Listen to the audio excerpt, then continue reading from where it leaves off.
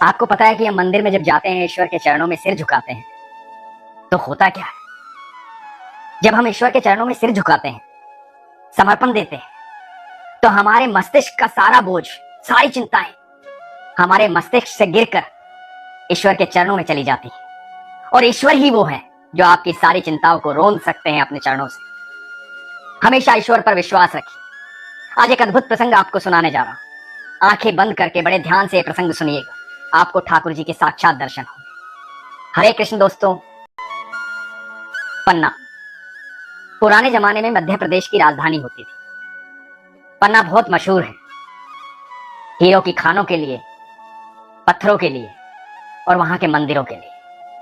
पन्ना से थोड़ा सा दूर एक गांव था, बराय, करीबन 5 कोस दूर। बराय में रहते थे भक्त हिम्मत दास। हिम्मत दास ठाकुर जी के अनन्य भक्त। दिन रात कृष्ण कृष्ण कृष्ण कृष्ण कृष्ण कृष्ण कृष्ण कृष्ण, बस और कुछ नहीं। भगवान का नाम जपते रहते थे, हर समय भगवान में खोए रहते थे। एक दिन मन में विचार आया कि पन्ना में जो मंदिर है ठाकुर जी का, वहां जाया करूंगा, रोज जाया करूंगा, भगवान के दर्शन किया करूंगा, उसी के बाद भोजन प्राप्त किया करूंगा। अब ये रोजाना की दिनचर्या थी, 5 कोस जाना और 5 कोस आना। जब तक ठाकुर जी के दर्शन ना हो तब तक भोजन ग्रहण नहीं कर। ऐसे ही रोज जाते थे, पैदल पैदल जाते थे, पैदल पैदल आते थे। सारा दिन भजन में चला जाता था, कीर्तन में चला जाता था। उनके पास एक खड़ताल थी, उसी खड़ताल को बजाते बजाते वो जंगल के रास्ते, कच्चे रास्ते, पक्के रास्ते पन्ना पहुंचते थे। कीर्तन करते हुए ठाकुर जी के दर्शन करते थे, वापस अपने घर आते थे। एक दिन इसी तरह से वो जा रहे थे।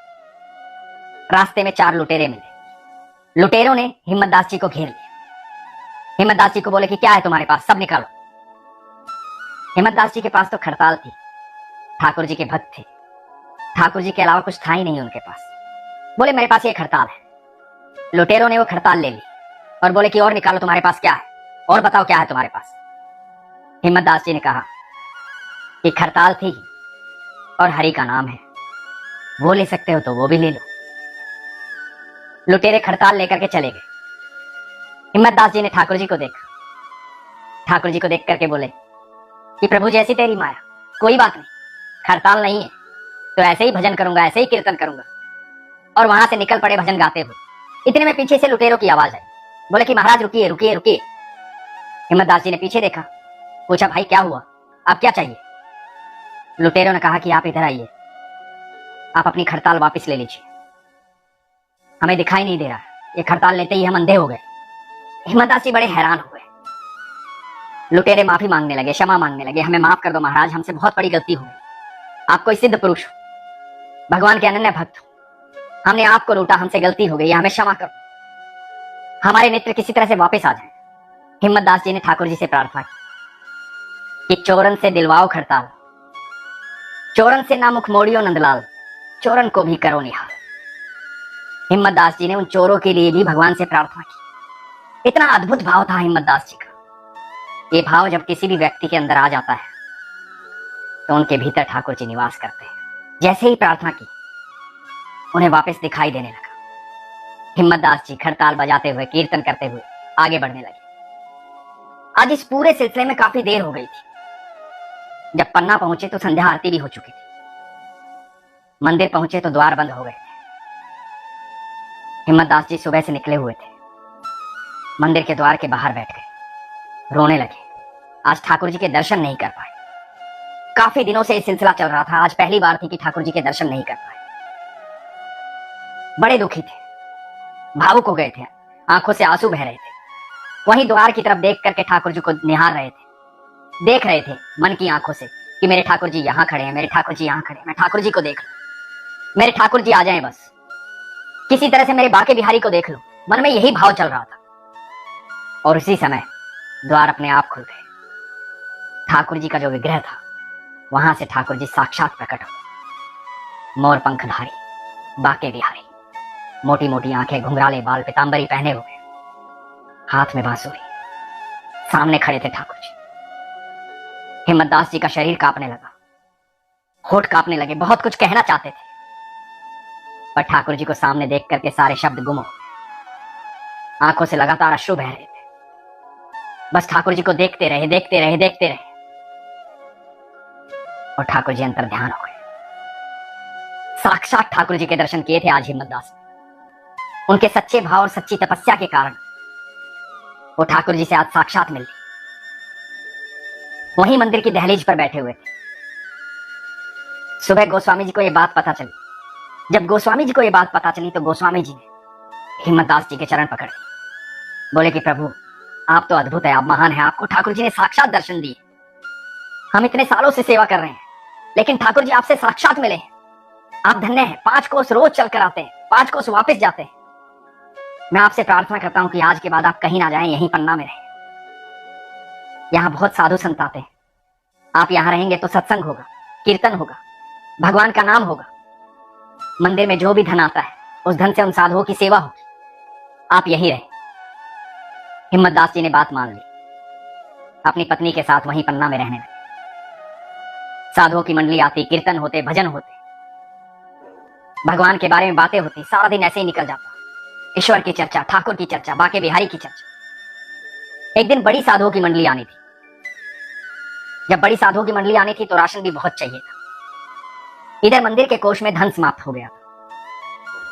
तो हिम्मतदास जी साहूकार के पास गए, बनिए के पास गए। जाकर के बोले कि आज राशन थोड़ा ज्यादा चाहिए, बहुत सारे साधु आने वाले हैं, उनके लिए भोजन की व्यवस्था करनी। साहूकार ने कहा कि दे दूंगा, लेकिन पिछला बकाया वापस दे दो। देखो कितना हिसाब हो गया, ये जब आएगा तब दे दूंगा। हिम्मतदास जी ने कहा कि आज बहुत सारे साधु आ रहे हैं, आज दे दो, जल्दी से आपका बकाया वापस दे देंगे। बनिए ने कहा कि क्या चाहते हो, मैं भी साधु बन जाऊं? जब तक हिसाब बराबर नहीं होगा तब तक राशन नहीं मिलेगा। हिम्मतदास जी बड़े उदास थे। घर पहुंचे, पत्नी ने पूछा कि क्या हुआ, इतने उदास क्यों? हिम्मतदास जी ने सारी बात बताई कि आज बहुत सारे साधु आने वाले हैं, उनके भोजन की व्यवस्था करनी। मंदिर का धन समाप्त हो गया, साहूकार के पैसे बकाया हैं, उसने राशन देने से मना कर दिया। हिम्मतदास जी की पत्नी ने कहा कि कोई बात नहीं, इतनी चिंता मत कर। अपने नाक से नथ निकाली और बोली कि जाओ साहूकार को दे दो, जब पैसा आएगा वापस ले लेंगे, आज का राशन लेकर आओ। हिम्मतदास गए, साहूकार के पास नथ दी, राशन लिया, भोजन की तैयारी हुई, साधुओं को भोजन करवाया गया। बड़े भाव से साधुओं को भोजन करवा रहे थे। पत्नी का भी अद्भुत त्याग था, सच्चा भाव था, सच्चा मन था, सरल मन था। ईश्वर की भक्ति में लीन थे। ईश्वर के भक्त भी ईश्वर के समान होते हैं। हिम्मतदास जी कीर्तन कर रहे थे, भजन कर रहे थे और भोजन करवा रहे थे। जब ऐसा भक्त होता है तो ठाकुर जी कैसे शांत बैठ सकते हैं? ठाकुर जी आए हिम्मतदास के रूप में, साहूकार के पास गए। साहूकार से बोले कि कितना बकाया है तेरा, ये ले सारे पैसे, वो नथ वापस देते। साहूकार ने देखा कि हिम्मतदास आया है, सारा बकाया बताया, सारा हिसाब किताब बराबर हुआ, नथ वापस देते। नथ लेके ठाकुर जी हिम्मतदास के रूप में हिम्मतदास के घर पहुंचे। घर पहुंचे तो पत्नी जो है वो गैयों का काम कर रही थी। तो पत्नी को जाकर बोले कि ये लो तुम्हारी नथ। तो पत्नी ने कहा कि क्या हुआ, नथ कैसे वापस आ गई? ठाकुर जी जो हिम्मतदास बने हुए थे उन्होंने कहा कि ज्यादा मत सोचो, पैसा आ गया है, उसका धन दे दिया है, तुम्हारी नथ वापस ले आया, ये लो नथ पहन लो। हिम्मतदास की पत्नी ने कहा कि आप ही पहना दो, मैं कैसे पहन सकती हूँ, मेरे हाथ तो गोबर में सने हुए हैं। हिम्मतदास की पत्नी को कहां पता था कि सामने ठाकुर जी खड़े हैं हिम्मतदास के रूप में। ठाकुर जी ने अपने हाथों से हिम्मतदास की पत्नी को नथ पहनाई और ठाकुर जी चले गए। उसके बाद जब हिम्मतदास जी घर आए, हिम्मतदास जी ने देखा कि पत्नी ने नथ पहन रखी है। हिम्मतदास जी ने पत्नी से पूछा कि ये नथ कहां से आई? तो पत्नी ने बताया कि अभी आप ही तो आए थे, क्या पागलों जैसी बात कर रहे हो, आप ही तो लेकर आए थे नथ, आप ही ने तो पहनाई है। हिम्मतदास जी भौचक्के रह गए, क्योंकि ऐसा तो हुआ ही नहीं था। लेकिन हिम्मतदास जी ने पत्नी को कुछ नहीं कहा। उनके मन में भाव आया कि जरूर मेरे ठाकुर जी होंगे। भागकर बनिए के पास गए, बनिए को जाकर कहा कि वो नथ कहां है, नथ दो। तो बनिए ने कहा कि अभी तो आप लेकर गए थे, कैसी बात करते हो, सारा हिसाब करके नथ वापस लेकर गए थे, अब दोबारा क्यों आ गए? हिम्मतदास जी भाव विभोर हो गए कि मेरे ठाकुर मेरे घर आए थे, सारा बकाया देकर गए। मेरे ठाकुर फिर से मेरे पास आए थे, ठाकुर जी को याद करने लगे, दिल से याद कर रहे थे कि हे ठाकुर, तुझ जैसा इस ब्रह्मांड में, अनंत ब्रह्मांड में कोई नहीं, ठाकुर जी को सच्चा प्रेम करते थे, ठाकुर जी के दर्शन करना चाहते थे। ठाकुर जी ने फिर से दर्शन दिए और ठाकुर जी ने कहा कि अब मुलाकात वृंदावन में होगी। कहते हैं कि उसके बाद हिम्मत दास जी वृंदावन की तरफ बढ़ चले। ये एक सच्चे भक्त की सच्ची आस्था की बात है, ये विश्वास की बात है। जब आप सब कुछ ईश्वर पर छोड़ देते हैं, सच्चा और सरल समर्पण करते हैं, आप यकीन मानना आपके कार्य में कभी भी बाधा नहीं आती, आपके जीवन में कोई बाधा आती नहीं। वो आपसे बेहद प्रेम करते हैं, वो इतना प्रेम करते हैं आपसे जिसकी कल्पना भी आप नहीं कर सकते। प्रेम ही तो था जिसके वश में ठाकुर जी सुदामा के चरण धो रहे थे। प्रेम ही तो था कि ठाकुर जी द्वारकाधीश होते हुए द्वारका छोड़ करके अर्जुन का रथ चलाने आ गए थे। वो बेहद प्यार करते हैं हम सबसे। बस हमारा विश्वास होना चाहिए। हमें कहीं उलझने की आवश्यकता नहीं है, कभी घबराने की आवश्यकता नहीं, कभी डरने की आवश्यकता नहीं। संकट कितना भी बड़ा हो, वो संकट हमारे लिए बड़ा होता है। ईश्वर के लिए तो पल भर की बात है। कोई भी मुसीबत हमारे लिए बड़ी हो सकती है, पर ईश्वर के लिए कोई भी मुसीबत नहीं है। महाभारत कितनी भी बड़ी हो, वो आपको उस महाभारत के बीच से निकाल कर ले जाएंगे और विजयी बना देंगे। वो ईश्वर है, अनंत ब्रह्मांड के मालिक है। इसलिए आपको कहीं भटकने की जरूरत नहीं है, घबराने की जरूरत नहीं है, डरने की जरूरत नहीं है, किसी तरह का संकोच करने की जरूरत नहीं, सिर्फ विश्वास रखने की जरूरत है। इसलिए हमेशा कहता हूं, अपने विश्वास को मजबूत रखिए, अपना ख्याल रखिए। हरे कृष्ण।